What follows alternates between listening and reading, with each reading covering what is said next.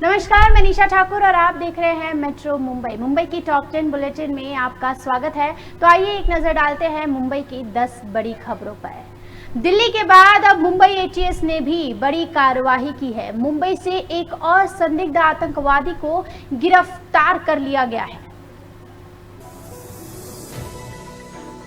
मुंबई के नागपाड़ा इलाके से जाकिर नाम के एक संदिग्ध को हिरासत में लिया गया है। बताया जा रहा है कि संदिग्ध के तार दिल्ली में गिरफ्तार किए गए संदिग्ध आतंकियों से जुड़े हुए हैं। त्योहारों से पहले मुंबई एटीएस ने ये बड़ी कामयाबी हासिल की है। पुलिस ने जान मोहम्मद से पूछताछ के बाद जाकिर को हिरासत में लिया है। मुंबई क्राइम ब्रांच और एटीएस ने ज्वाइंट ऑपरेशन के दौरान जाकिर को हिरासत में लिया। ये ऑपरेशन शनिवार को तड़के किया गया। जानकारी के मुताबिक दिल्ली स्पेशल सेल ने जान मोहम्मद से पूछताछ के बाद महाराष्ट्र एटीएस को इनपुट दिया था। जाकिर के बारे में इनपुट मिलने के बाद टीम ने इस ऑपरेशन को अंजाम दिया। जाकिर मुंबई के जोगेश्वरी इलाके का रहने वाला है। उसे आधी रात को उसके ही घर से दबोच लिया गया। जाकिर का पूरा नाम जाकिर हुसैन शेख है। बताया जा रहा है कि वो मुंबई के जान मोहम्मद का हैंडलर था। वो लगातार आईएसआई और अंडरवर्ल्ड के संपर्क में रहता था। जाकिर ने दाऊद के भाई अनीस इब्राहिम के कहने पर जान मोहम्मद को धमाकों की साजिश में शामिल किया था। जाकिर लंबे समय से अंडरवर्ल्ड के स्लीपर सेल की तरह काम कर रहा था और जान मोहम्मद को लॉजिस्टिक सपोर्ट दे रहा था। जाकिर के ही कहने पर जान मोहम्मद दिल्ली के लिए रवाना हुआ था। अंडरवर्ल्ड डॉन दाऊद इब्राहिम का भाई अनीस इनको फंडिंग कर रहा था और पाकिस्तान की खुफिया एजेंसी आईएसआई इनको ट्रेनिंग दे रही थी। इनके ऊपर अलकायदा, अंडरवर्ल्ड, आईएसआई जैसे खूंखार आतंकी संगठनों का हाथ था। अंडरवर्ल्ड का अनीस इस मामले के लिए बड़े पैमाने में फंडिंग कर रहा था। आईएसआईएस इनके लिए हथियार मुहैया करा रहा था और पाकिस्तान की खुफिया एजेंसी आईएसआईएस ने इनको ट्रेनिंग दी थी। News desk, metro Mumbai. गिरफ्तारी के बाद जाकिर अहमद को शिवड़ी कोर्ट में पेश किया गया, जहां एटीएस ने पूछताछ के लिए 2 दिन की कस्टडी मांगी और फिर कोर्ट ने जाकिर अहमद को 2 दिन के एटीएस कस्टडी में भेज दिया है। अब देखना यह है कि एटीएस की कस्टडी में और क्या अहम खुलासे होते हैं। मुंबई के नागपाड़ा इलाके से जाकिर हुसैन शेख को दिल्ली स्पेशल सेल की कार्रवाई के बाद महाराष्ट्र एटीएस ने अरेस्ट किया। जाकिर शेख को एटीएस ने कोर्ट में पेश किया। एटीएस ने जाकिर हुसैन शेख की कम से कम 2 दिनों की कस्टडी मांगी, जिसे कोर्ट ने मंजूर करते हुए जाकिर को सोमवार तक एटीएस की कस्टडी में भेज दिया है। एटीएस के अधिकारियों ने बताया कि जब हम जांच कर रहे थे तब जाकिर भागने की कोशिश में था, तभी इसे दबोच लिया गया। महाराष्ट्र एटीएस जाकिर हुसैन शेख की कस्टडी दिल्ली स्पेशल सेल को नहीं देगी। एटीएस ने यूपीए सेक्शन 18 के तहत एक नया केस दर्ज करते हुए जाकिर हुसैन शेख की गिरफ्तारी की है। जाकिर हुसैन शेख को कोर्ट में पेश किया गया है, जहां कोर्ट ने उसे 2 दिन के लिए एटीएस की कस्टडी में भेज दिया है। मामले की जांच के दौरान पता चला है कि आतंकी इस साजिश का मुख्य साजिशकर्ता पड़ोसी देश में विदेशी जमीन पर मौजूद है, जिसे एंथोनी नाम से कोड किया गया है। News desk, metro Mumbai. Petrol और डीजल को जीएसटी के दायरे में नहीं लाया गया।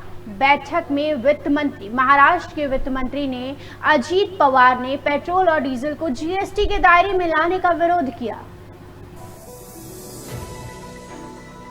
महाराष्ट्र ने पेट्रोल और डीजल को जीएसटी के दायरे में लाने का विरोध किया है। महाराष्ट्र के वित्त मंत्री अजीत पवार ने जीएसटी सम्मेलन में विरोध की भूमिका अपनाई। जीएसटी के तहत वित्तीय संसाधनों के साधन सीमित है। पेट्रोल, डीजल और अन्य पेट्रोलियम उत्पादों का राज्य के खजानों में बड़ा हिस्सा है। जीएसटी सम्मेलन में महाराष्ट्र ने अहम भूमिका निभाई है। पेट्रोल को जीएसटी के दायरे में लाने से राज्यों का विकास प्रभावित हो सकता है। पेट्रोल और डीजल के आने से राज्य के राजस्व में कमी आ सकती है। महाराष्ट्र की ओर से कहा गया कि ये राज्य की आर्थिक स्थिति को प्रभावित कर सकता है। केंद्रीय वित्त मंत्री निर्मला सीतारमण की अध्यक्षता में 45वीं जीएसटी परिषद की बैठक लखनऊ में हुई। इस बैठक में भी पेट्रोल डीजल को जीएसटी में दायरे में लाने का फैसला नहीं हो पाया। News desk, metro Mumbai. आपको भी महंगे कपड़े पहनने का शौक तो जरूर होता होगा भाई, किसको शौक नहीं होता, सबको शौक होता है। लेकिन मुंबई पुलिस ने कांदिवली के क्रांति नगर से एक ऐसे गिरोह को गिरफ्तार किया है जो अपने शौक को पूरा करने के लिए दुकानों के शटर तोड़कर महंगे कपड़ों की चोरी किया करते थे।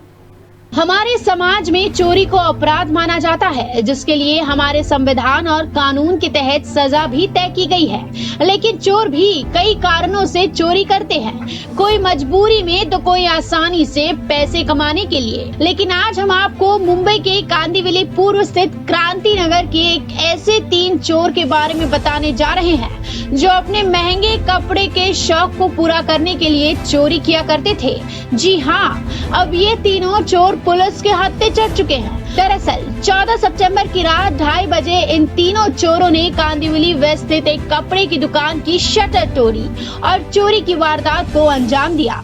इस दुकान से चोर काफी सारे महंगे कपड़े और 20,000 रुपए नकदी लेकर फरार हो गए। लेकिन सीसीटीवी फुटेज की मदद से इन तीनों चोरों को पुलिस ने गिरफ्तार कर लिया। सीसीटीवी फुटेज में इन तीनों चोरों के आने जाने के मार्ग को पुलिस ने चेक किया, जिसके बाद पुलिस ने चंदन सिंह, शिवम चौहान और धीरज गुप्ता नाम के चोरों को गिरफ्तार कर लिया। इनमें से चंदन और धीरज पर पहले से ही पुलिस स्टेशनों में कई मामले दर्ज है। News desk metro Mumbai. Mumbai में आतंकवादियों के बाद एक बुर्के वाली ने आतंक मचाया हुआ था। जी हां, गोरेगांव में एक डॉक्टर के क्लिनिक के बाहर नक्सली संदेश उस बुर्के वाली ने छोड़ा था और लाखों रुपए रकम का मांग भी किया था। आइए देखते हैं उसके बाद फिर क्या हुआ। मुंबई से 2 आतंकवादियों की गिरफ्तारी के बाद अब मुंबई हाई अलर्ट पर है।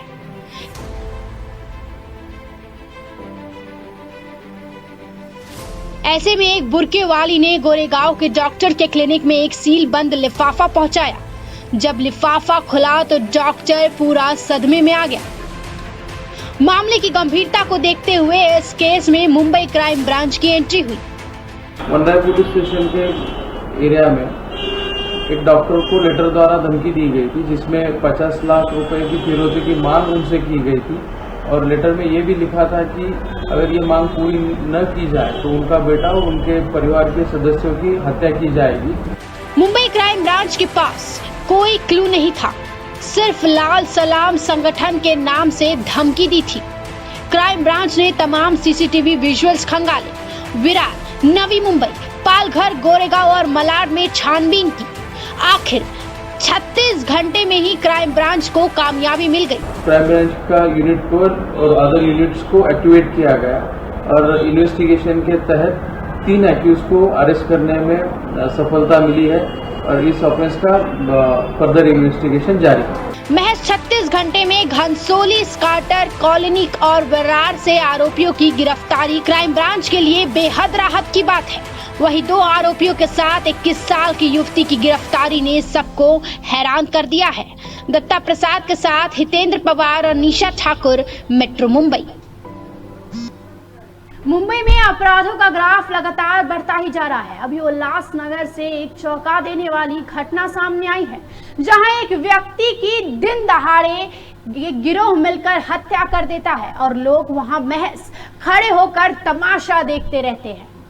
उल्लासनगर में बढ़ते अपराध दर से इलाके में सनसनी फैली हुई है। आज एक बार फिर उल्लासनगर कैंप 4 के नेताजी चौक बंगाल क्षेत्र में दिन दहाड़े सड़क पर 5 लोगों ने एक युवक की बेरहमी से हत्या कर दी।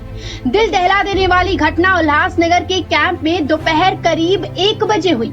मृतक युवक का नाम सुशांत गायकवाड़ है। सुशांत की हत्या 5 लोगों के एक गिरोह ने की थी। दोपहर में व्यस्त स्थान पर चाकू, तलवार और लोहे की रॉड से वार कर उसकी हत्या कर दी गई थी।